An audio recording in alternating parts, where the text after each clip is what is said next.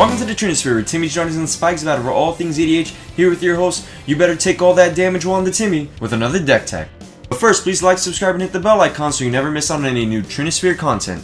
This deck tech is going to be on the commander Grumgully the Generous, a one generic red-green legendary creature goblin shaman that has each other non-human creature you control enters the battlefield with an additional +1/+1 counter on it. He is also a 3/3.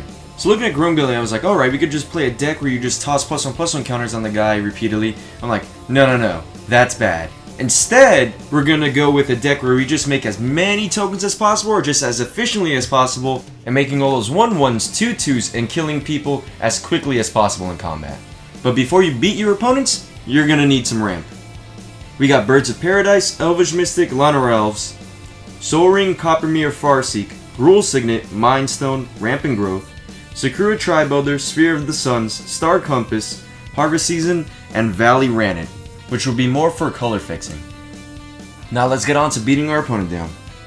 We got ourselves Dragon Fodder, Goblin Instigator, Krinkle's Command, Loyal Apprentice, Mogwar Marshal, Tilonoli Summoner, Goblin Rabble Master, Legion War Boss, Beetleback Chief, Krinkle Mob Boss, Tannin the Bloodsword, Michaeloth, Rite of the Raging Storm, Siege Gang Commander, War Chief Giant, and Chancellor of the Forge, the good old big boy himself. We also have good generic beaters like Kenra Charioteer, Grand Warlord Rada, Ogre Battle Driver, and Territorial Hellkite. But sometimes one +1/+1 counter isn't enough. We got Goblin Bushwhacker, Hardened Scales, Goblin Chieftain, Mercadia's Downfall, Reckless Bushwhacker, Goblin Trashmaster, Lifecrafter's Gift, and Tears of Rage, for when it's all or nothing.